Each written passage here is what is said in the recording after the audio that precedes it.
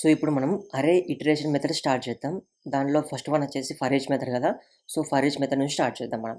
So forEach మెథడ్‌లో మనకు ఇక్కడ ఒకటి రాసాను చూడండి. డస్ నాట్ రిటర్న్ న్యూ అరే. అంటే ఇది మనకు న్యూ అరేని రిటర్న్ చేయదని చెప్తున్నా నేను. ఓకేనా? మనకు వేరే రిటర్న్ చేస్తదంటే కొన్ని మెథడ్స్ రిటర్న్ చేస్తది. కొన్ని మెథడ్స్ రిటర్న్ చేయదు. సో రిటర్న్ చేసే మెథడ్స్ నేను అప్పుడు ఎక్స్‌ప్లెయిన్ చేస్తాను. ఆ మెథడ్ ఎక్స్‌ప్లెయిన్ చేసేటప్పుడు ఏవేవి రిటర్న్ చేస్తాయి, ఏవేవి రిటర్న్ చేయవని. ఇప్పుడైతే ఈ forEach మెథడ్ అనేది రిటర్న్ చేయదు. మనకు స్టార్ట్ చేసే ముందు ఒక అరే కావాలి కదా! సో ఒక అరే క్రియేట్ చేద్దాం. కాన్స్ట్ పీపుల్ అనే ఒక అరే క్రియేట్ చేస్తున్నా. సో మీరు ఏ నేమ్ అయినా పెట్టుకోవచ్చు. పీపుల్ అని నేమ్ పెడుతున్నా. సో మీరు ఆర్ అయినా పెట్టుకోవచ్చు. ఏదైనా పెట్టుకోవచ్చు. ఓకేనా? మీ ఇష్టం అది. సో ఇక్కడ నేను ఒక అరే క్రియేట్ చేశాను.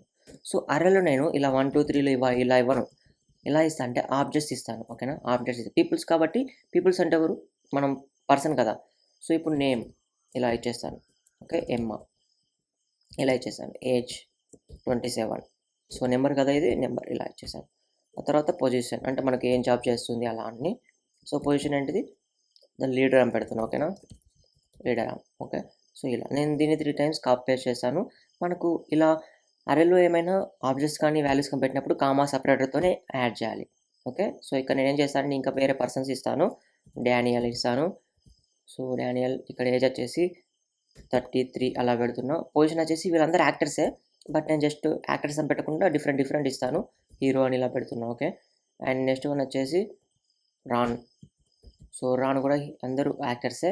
సో 32 అలా పెట్టేసి హీరో ఫ్రెండ్ అని ఇలా యాడ్ చేస్తున్నా. సో ఇలా మనకు ఒక అరే ఉంది. అరేలో మనకు ఇవన్నీ ఉన్నాయి. అర్థమవుతుందా? సో ఇలా మనకు కావాలంటే ఇలా కొలాబ్స్ కూడా చేసుకోవచ్చు మనం. ఓకే. సో మన ఇష్టం. ఒకవేళ ఎక్కువ స్పేస్ కావాలనుకుంటే ఇలా కొలాబ్స్ చేసుకొని యూజ్ చేసుకోవచ్చు. మనకు నో ప్రాబ్లం అనుకుంటే ఇలా అయినా యూజ్ చేసుకోవచ్చు.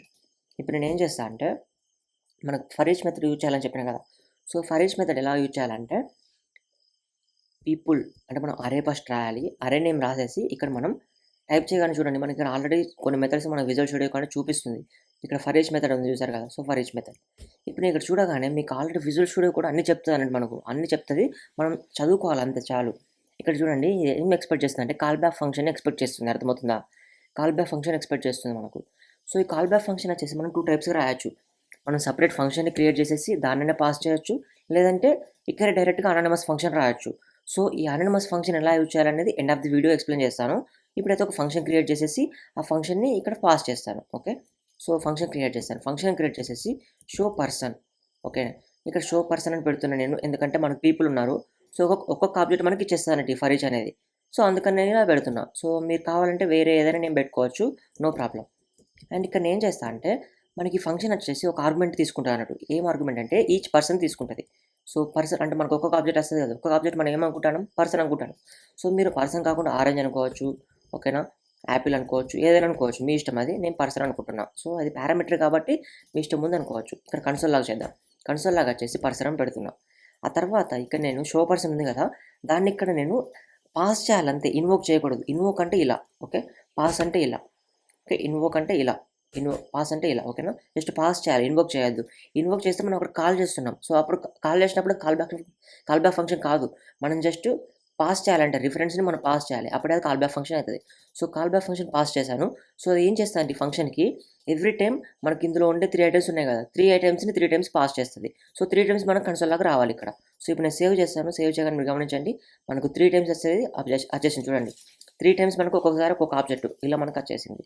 ఓకే. ఇప్పుడు నేను ఏం చేస్తా అంటే పర్సన్ డాట్ నేమ్ తీసుకుంటే మనకు నేమ్స్ వచ్చేస్తాయి. సో నేమ్ వచ్చేసి స్ట్రింగ్ కదా! సో మనం స్ట్రింగ్ మెథడ్స్ నేర్చుకున్నాం కదా! సో అలా ఆ స్ట్రింగ్ మెథడ్స్ కూడా మనం ఇక్కడ యాడ్ చేసుకోవచ్చు. టు అప్పర్ కేస్ ఇలా యాడ్ చేసుకోవచ్చు. చూడండి మనకి క్యాపిటల్ అయిపోయింది. అర్థమవుతుందా? అలా. సో ఇలా మనం యూజ్ చేసుకోవచ్చు. ఇప్పుడు నేను ఇది ఎక్స్‌ప్లెయిన్ చేశాను కదా! ఏం ఎక్స్‌ప్లెయిన్ చేశాను? మనకు ఒక ఫంక్షన్ క్రియేట్ చేశాను. ఆ ఫంక్షన్‌ని మనం మనం ఇక్కడ పాస్ చేసాం. అది మన కాల్ బ్యాక్ ఫంక్షన్ అయిపోయింది. ఇలా అయినా యూజ్ చేయొచ్చు. లేదంటే మనం కాల్ బ్యాక్ ఫంక్షన్ బయట యూజ్ చేయకుండా డైరెక్ట్ అనానిమస్ ఫంక్షన్ యూజ్ చేయొచ్చు. దానికి ఎలా యూజ్ చేయాలంటే పీపుల్ డాట్ forEach ఇక్కడే మనం ఫంక్షన్ రాసేయచ్చు. Anonymous function. అనానిమస్ ఫంక్షన్ ఎలా యూజ్ చేస్తాం మనం?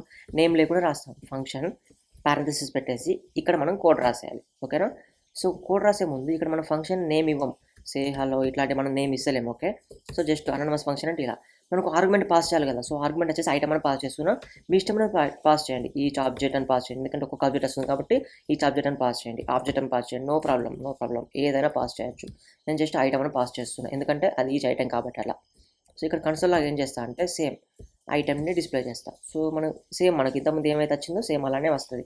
ఎందుకంటే మనం ఇక్కడేమో కాల్ బ్యాక్ ఫంక్షన్ని మనం సపరేట్గా రాసి దాన్ని ఆర్గ్యుమెంట్గా పాస్ చేసాం. ఇక్కడేమో డైరెక్ట్ కాల్ బ్యాక్ ఫంక్షన్ అక్కడే రాస్తున్నాం. సో ఇలాగనే యూజ్ చేసుకోవచ్చు ఐటెం డాట్ నేమ్. సో మనకు సేమ్ వచ్చేస్తుంది. ఇక్కడ కూడా మనం స్ట్రింగ్ మెథడ్ యూజ్ చేసుకోవచ్చు. స్ట్రింగ్ మెథడ్స్ ఏమున్నాయి, టు అప్పర్ కేస్ ఇలా అయినా యూజ్ చేసుకోవచ్చు, ఇలా అయినా యూజ్ చేయొచ్చు. ఓకే, అండ్ ఇలా మనం డాట్ లెంత్ అని కూడా యూజ్ చేయొచ్చు. ఇలా మనం లెంత్ కూడా వచ్చేస్తుంది. సో మన ఇష్టం ఏదంటే అది. ఓకేనా. సో ఇంకొక మెథడ్ ఉంటుంది రిపీట్ అని. ఓకేనా, రిపీట్ వచ్చేసి 3 times రిపీట్ చేయని చెప్తున్నాం. సో ఎమ్మ డానియల్ రాన్. సో ఇలా మనం 3 times వచ్చేసి రిపీట్ చేయొచ్చు. ఇలా మనకి ఏదంటే అది చేయొచ్చు. సో ఇది అందరికి అర్థమైంది కదా, మనకు ఫర్ ఈచ్ మెథడ్ ఎందుకు యూజ్ చేస్తారు, ఇది ఎలా వర్క్ అవుతుంది అనేది. సో మనకు ఫర్ లూప్ యూజ్ చేయాల్సిన అవసరం లేదు. ఇక్కడ మనం చూడండి, ఫర్ లూప్ యూజ్ చేస్తే అరేలో ఎంత సైజు ఉంది ఆ సైజు మనం చూడాలి. స్టార్టింగ్ 0 నుంచి వెళ్ళి ఎండింగ్ వరకు చూసుకోవాలి. అలా మనం చేయాల్సి వచ్చేది, కొంచెం కష్టం. ఒకే దగ్గర మనకు మిస్ అయిపోయినా అన్డిఫైన్డ్ అట్లాంటివి వస్తుంది. బట్ ఇక్కడ మనం ఫర్ లూప్ యూజ్ చేయట్లే కదా, జస్ట్ ఫర్ ఈచ్ అనేది ఆటోమేటిక్గా అదే వర్క్ అవుతుంది. మన దాంట్లో ఎన్ని ఐటమ్స్ ఉన్నాయో అన్ని ఐటమ్స్ అదే పాస్ చేస్తుంది ఆటోమేటిక్గా. అర్థమవుతుందా. సో దాని ఇవన్నీ మనం కౌంట్ చేయాల్సిన అవసరం లేదు. సో ఈ ఫర్ ఈచ్ మెథడ్ అనేది మనకి ఎలా ఉపయోగపడుతుందో మీకు అర్థమైంది కదా. సో ఇది కంపల్సరీ మీకు ప్రాక్టీస్ చేయండి. ప్రాక్టీస్ చేస్తేనే మీకు ఒక ఐడియా వస్తుంది.